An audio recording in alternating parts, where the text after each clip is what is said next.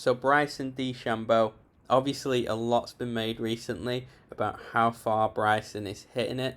If you saw at Bay Hill, he nearly drove the par 5-6 hole, which is just ridiculous. I think the closest he got it was about 80 yards of the green. And maybe if the wind was a little bit more downwind and he was feeling a bit more aggressive, he could have got it to the green. So we've got two swings here from Bryson. One on the left, I think he's going a little bit more at it, where the one on the right, I think he's probably trying to put it more in the fairway. But we'll go over them, and we'll go over some of the swing changes that he's made to help increase his swing speed. Now, you'll obviously be aware, if you follow golf, how much weight Bryson has put on. Now, he's done that with his trainer, and that size increase has really allowed him to make these changes, that allowed him to swing it faster. And then he's worked with his coach, biomechanics coach, Chris Como, on changing a few things in his swing that's just going to help him create a little bit more speed. So we'll go through some of those things that really help him get that speed. And that, I think he's at 135 mile an hour at the moment, average on PGA Tour, which is just phenomenal. A decent amateur would be looking at sort of 105, 110 at your local club. That's a really high swing speed for your local player. So Bryson's sort of 25 mile an hour quicker on average than that. And there's some videos of him cranking it up to 145 miles an hour, which is 5 miles an hour off long drive champions. So Bryson's really doing a good job of generating that speed. So let's go through a few things that Bryson does. Now, initially, what you'll notice at setup with Bryson, he has his hands very deviated. What that means is that shaft and the hands and the arms are almost in one straight line, which is a bit unusual. We normally see those hands a little bit lower. It's something that quite unique to Bryson, but traditionally he's got a very sort of traditional sort of standard posture apart from those hands being so high. So the first thing we'll notice with Bryson as he takes it away is how wide that takeaway is and how much rotation he gets through his pelvis and his thorax. So we'll take this on the right hand side in slow motion, and you'll really see how wide his hands are and how far that handle is away from his pelvis and how much that pelvis has rotated. It used to be a thing that pros would suggest maybe to keep those hips nice and stable, and still what we're seeing with Bryson and a lot of the long drive guys is that we really want to rotate those hips as far as we can. And you'll also see that left heel coming up in his backswing. But the thing, what he's doing with why he's getting so wide here is when you get wide and you can apply a longer swing to the club, that basically means that you can apply more force to the handle over the swing, which is then going to increase your swing speed.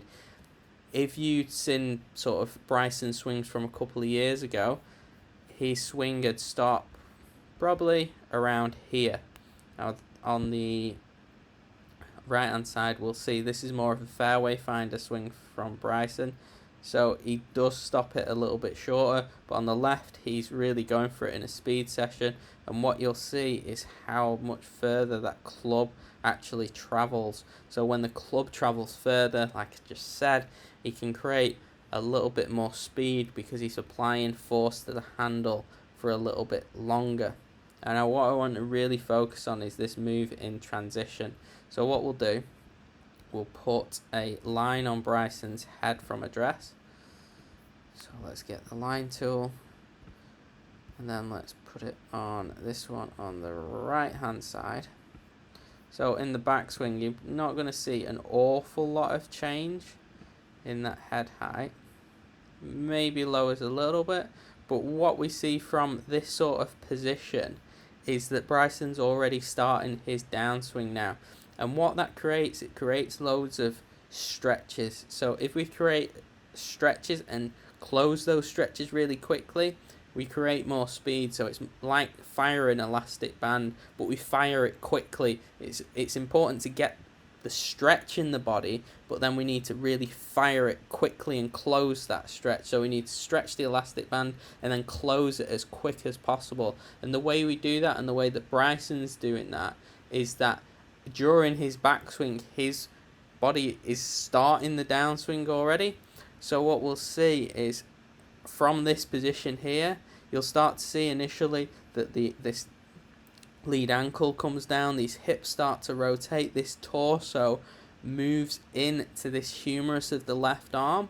So what that does is, we'll play it through so you can see exactly what I mean, and then we'll go back. So it's this transition move that creates all that speed. So let's see if we do it from slow motion. So what we're going to see is we're going to see this pelvis rotating, this knee rotating first, and then that's going to rotate the trunk or the thorax, and then finally the arms and the club will follow.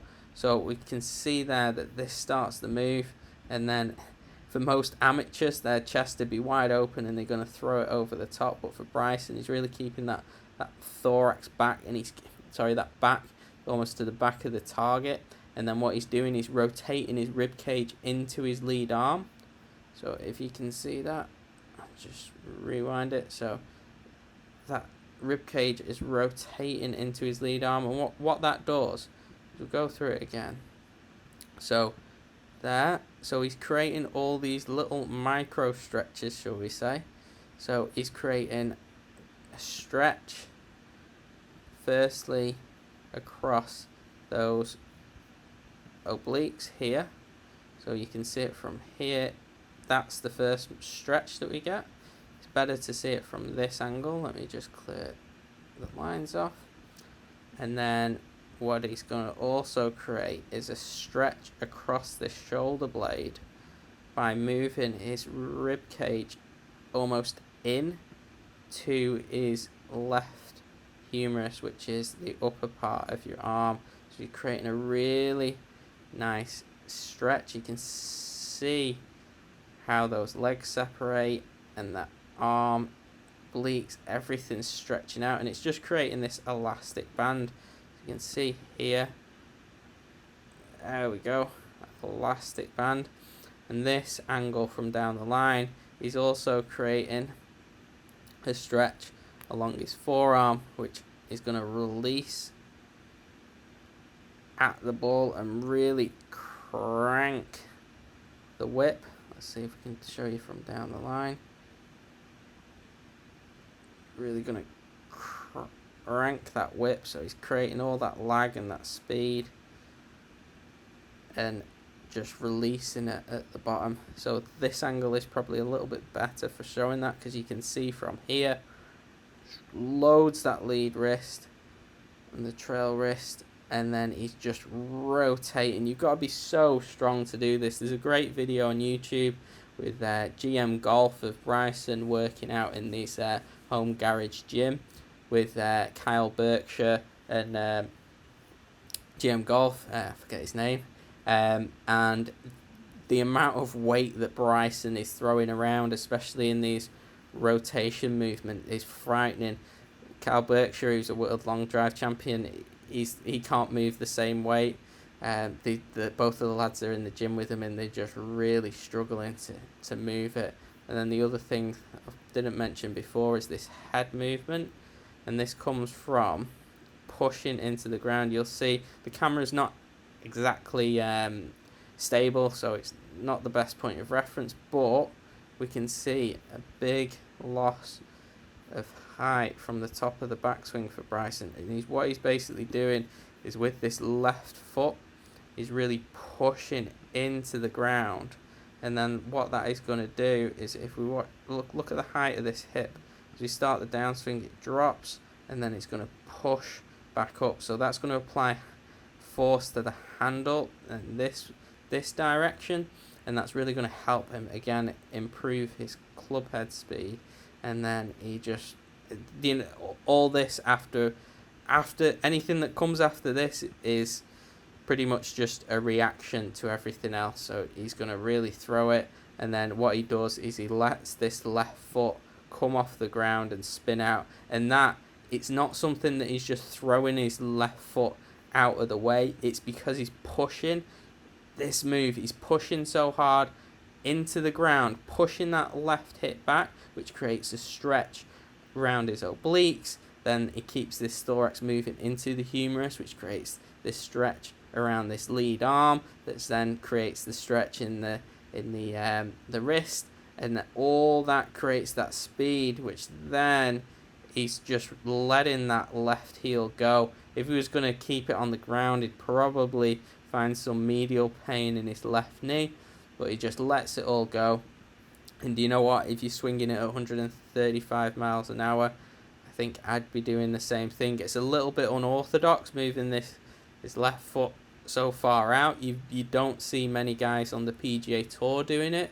You used to see Tiger in 2000. He'd really spin that foot out, but no way. I mean, you look at that left foot. It's gone from almost 90 degrees here to pointing all the way out here. You just don't see it with a lot of PGA Tour players, but you do see it with a lot of long drive guys, and that's just because they're pushing into the ground right here with the big toe, which opens up those hips, which then creates all these little stretches in the body, which then pow, really hit the ball a long way. It's not something that everybody can do. It's very difficult. Bryson's really trained all these little micro movements, one in his swing, and then he's got all these like little rotators. So we've got the rotator cuff, those hips, the internal external rotators of the hip. He's done a lot of work, not only on strengthening them, but activating them, making sure that his mind is activating those muscles. So what I mean by that is basically his brain is switching on those muscles so he can use them effectively. It's something I think it's called muscle activation techniques. If you check that out on YouTube, there's a few videos of I think it's called Greg Reiskoff, his trainer, doing all these activation techniques to allow him to move that way. And then once he knows how to activate the muscles, he can add strength, and then it allows him to do that. Phenomenal improvement to go from 116 miles an hour to 135 on average, and then he can crank it up all the way to 145. It's phenomenal. I think you're going to see a lot more guys swinging more in that 130 range now, just because Bryson sort of let the how would you call it?